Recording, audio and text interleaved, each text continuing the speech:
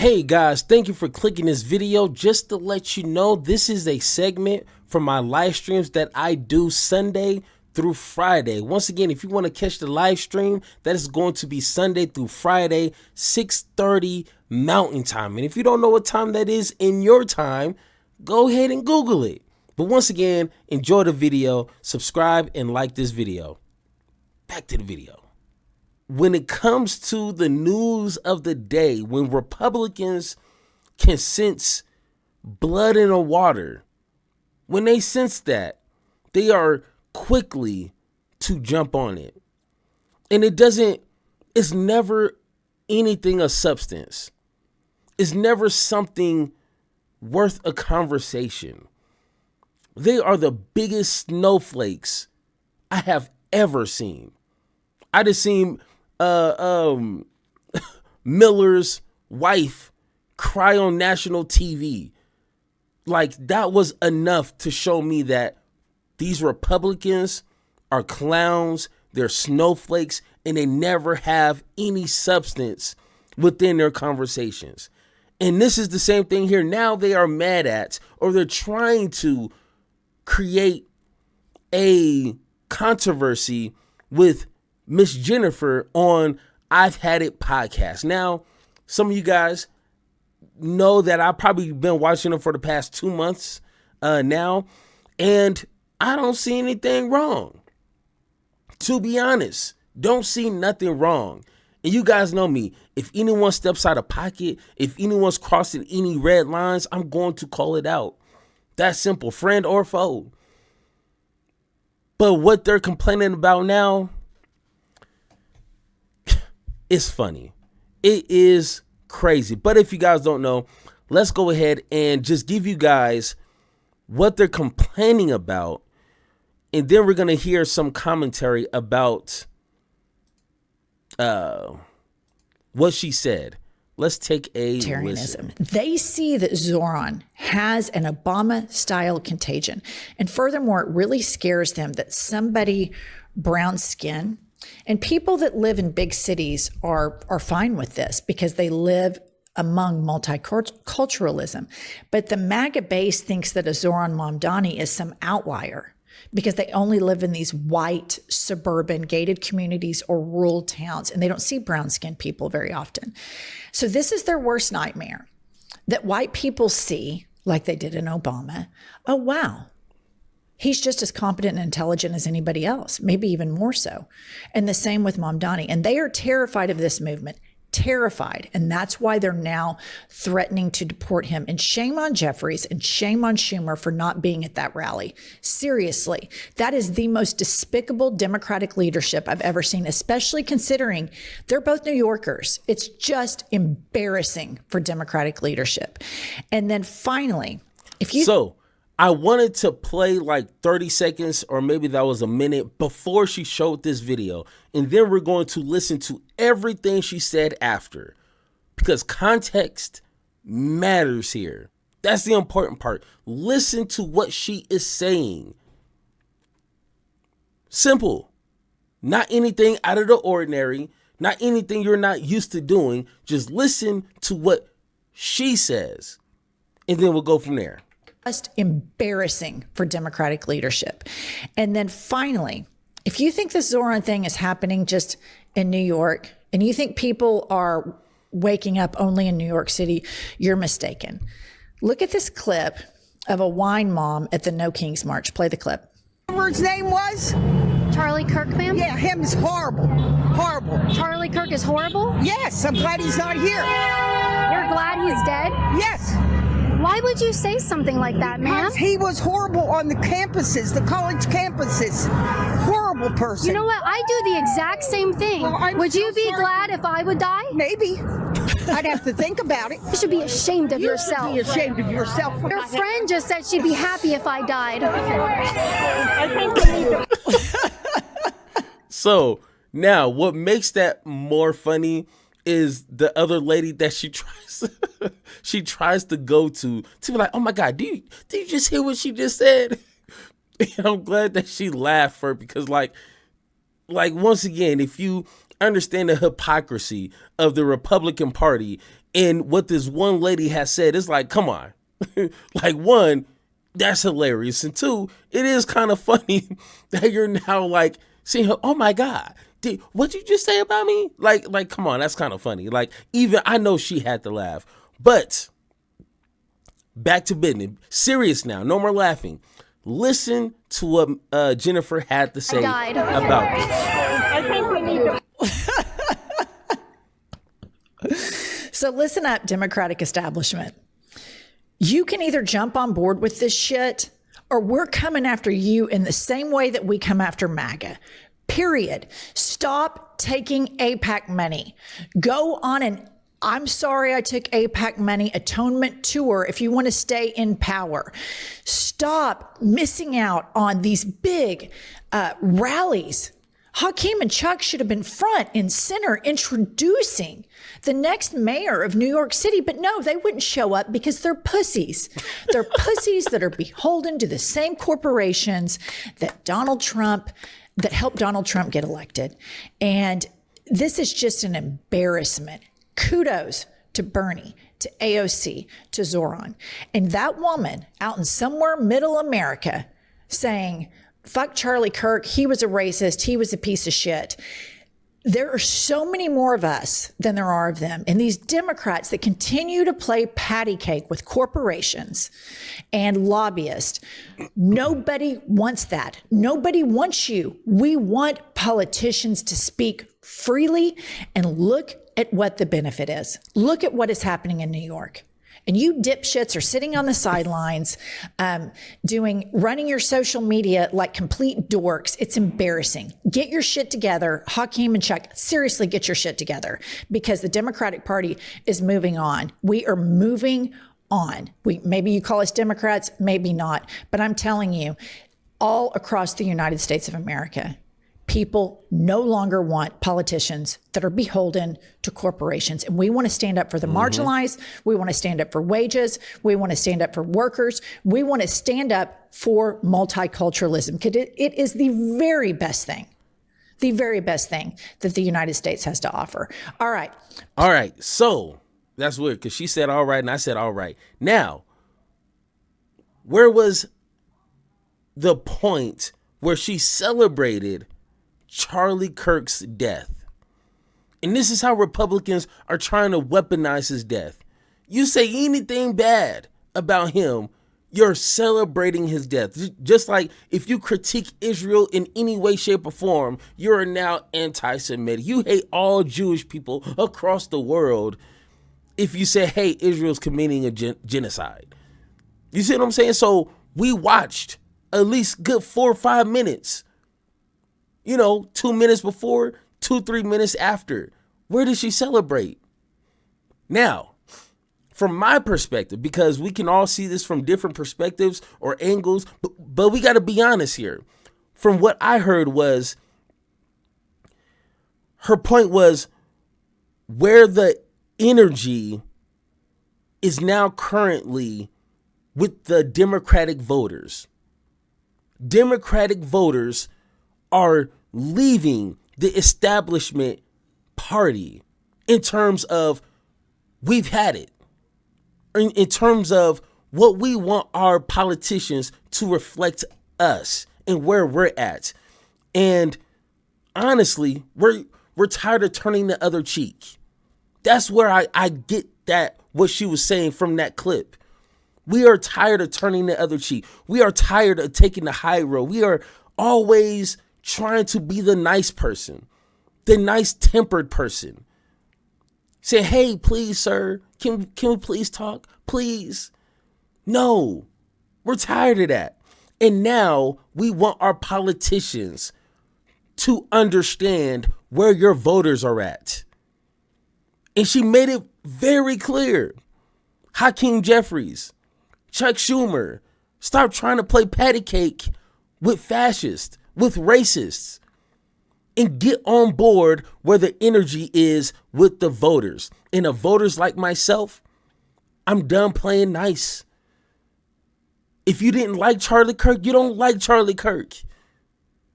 That's simple. I'm not going to sit here and say something I wouldn't normally say just to not make you upset. Maybe back, 20, 30 years ago, maybe. But since Trump came into office, all that is out the window. But no, you want me to what? Don't think so. So once again, in regards to what we just seen, I didn't see anything wrong. She specifically, in detail, instructed what she wants her party to do. And she, in detail, explained where the voters are thinking or what they're thinking and where they're at. I didn't see no endorsement of celebrating her death. No. But now let's hear what they have to say. You guys, there are actually... Hold on, let's see. I got my videos. She made about damn. In the same... All right, let's go ahead and now, and it's weird. The way that they played this clip was a little suspicious. That's why I had to listen to the entire, I listened to the entire video, but just watch how they kind of clip it to where you don't get the full context. More to these voters. So listen up, Democratic establishment. You can either jump on board with this, or we're coming after you in the same way that we come after MAGA. Kudos to Bernie, to AOC, to Zoran. And that woman out in somewhere middle America saying, Charlie Kirk, he was a racist, he was a piece of There are so many more of us than there are of them. And these Democrats that continue to play patty cake with corporations and lobbyists, nobody wants that. That clip went viral online with many on the right blasting Welch's rhetoric. Conservative podcaster and YouTuber Benny Johnson writes, Barack Obama has even appeared on her show. Will he speak out against this dangerous rhetoric? These threats are being broadcast, amplified, and normalized to millions of viewers. Once again, where was the dangerous rhetoric? And if anything, she was talking to her own party. She wasn't saying, hey, Republicans, we're coming for you. You better hide in like, no. What dangerous rhetoric? I missed it. And if she was on that fire, she was directing that literally to specific people, Hakeem's and Schumer. So it's like, I don't know, but hey, they'll cry and complain about anything. So this cannot be ignored. Accountability is required. Meanwhile, Oscar-winning actress Jamie Lee Curtis also recently drew headlines for comments she made about Charlie Kirk in the days. All right, this we don't care about. Before she makes those remarks, it's a woman, a middle-aged woman at a No Kings protest being interviewed by this very MAGA girl who interviews people at protests. I forget. I know who she is. I forget what her association is. She's interviewing this protester, and the protester says straightforwardly she's glad Charlie Kirk is dead. It suggests that maybe he did deserve it. Suggests to the person interviewing that maybe she'd like her to die too. It's really gross comments. I'm not for necessarily just picking random protesters and maligning all protesters because someone said something nutty. But Jennifer Welch selected this person to be celebrated and said the Democratic establishment should be more like this. That is crazy to me. Time out. Wait a minute. Hey, now we're trying to be slick here. Once again, where did she say the Democratic Party needs to be like this here? Did she say, hey, Democratic Party, we all need to say we are glad that Charlie Kirk is dead? No, she didn't. And she was very specific on what she was asking for. Stop taking money. Represent the people. Stop representing your lobbyists, your donors. Very specific. She wasn't talking. The only time she said Charlie Kirk was, hey, he was a hateful person. He was a racist person, which it's hard to not see that. You can't really deny that. Not once did she talk about his death in a celebrating way. You cannot like her view or showing that clip. Once again, she's a grown lady. She could defend herself on why she played that clip. I'm just trying to be honest here and hear the dangerous rhetoric. And I don't know, either I missed it or somebody's trying to pull one over. She cackles with glee at the idea of this woman expressing a joy in someone dying. I don't. You can criticize Charlie Kirk. I don't even care if you say he's an essay piece of whatever she said. Fine, that's your opinion. But I do think it's really reprehensible to applaud his death and to say that Democrats should be more like the woman who applauded his death. What is her problem? Agree with you 100%. I think that no disrespect to her, but I certainly don't get my political information or news from former Bravo stars. Again, no disrespect to her, but that's not where I pull sources of information as like... She's kind of a big deal these I know, days. but as the North Star for me, that's not where I would go for. Yeah. If I'm being entertained, and even when people who are in entertainment step into spaces where they get inappropriate, I'll always condemn those comments. That's not, like I said, not appropriate. But I think it's a reach to ask for anybody who's ever been a guest on a podcast to then apologize for the behavior of the podcast host. I don't care about Obama that. has nothing to do with this. Ridiculous. That's random. Now, this lady here, and once again, I'm sorry if I don't know names like that. Like, I just don't really remember names that well. But I don't know if she knows the I've Had It podcast, if she listens to them, or if this is really her first few times. But at the same time, you ain't got to sit here and beat around the bush. You ain't got to sit here and do that. Like, where was the hateful thing that she said? I want to know. What was the hateful thing that she said? And I guarantee you, 9.999%, no one else seen it or heard it too. But of course, you know, she's scared. She doesn't want to get into the conversation. And Miss Jennifer, she's a grown lady. She doesn't need myself or this lady to defend her. But at the same time, we got to be honest. Where was the hateful rhetoric?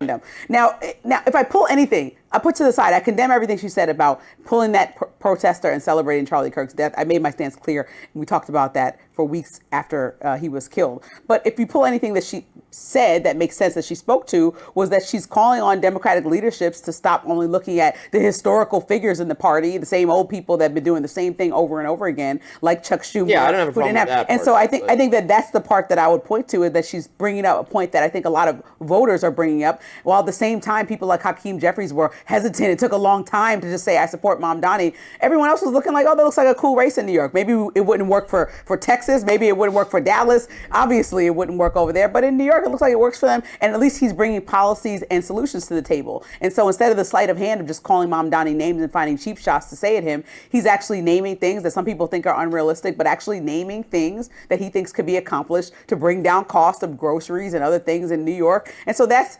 admirable in her mind. And I agree with that part of her commentary. But in the beginning, when she's talking about anything that celebrates someone who is celebrating a murder, obviously we've already clarified that multiple times. That's wildly inappropriate. This Jennifer Welch character. So I didn't know who this was until very recently. She's gotten on my radar now. I think she's kind of having a moment. I'm now seeing her clips everywhere.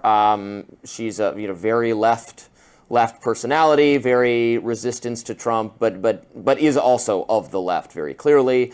Kind of leans into I'm not like describing her this way in a disparaging way. She self-describes this way. She described the protester this way as like a wine mom. Do you know this? Yes. This kind of description being used for like middle-aged, I think in particularly white women for some reason. So she's self-identifying that way. I'm not stereotyping her as that. Fine, I get what you're saying. I think most people This understand. is like Wrath of the Wine Mom or something is going on. This is like Wine Mom Rise Up. Now, and then they kind of just go off into that topic and kind of really don't really bring anything else up. But once again, I don't see it. And even if you do have a problem with her showing that clip within her videos, I'll give you that one. Okay, hey, you can have that one for free. Go for it. But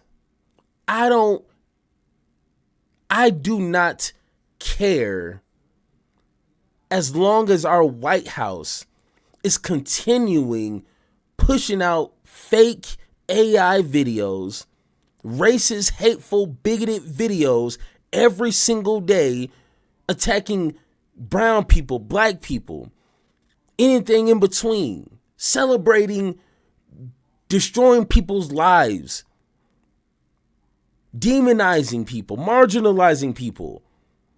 But yet you have a problem with a clip that she played in a video and didn't celebrate anything, but you want to be mad at that. I can't do it. Once again, I do not care. I do not care. I am to the point I don't care about none of that small stuff.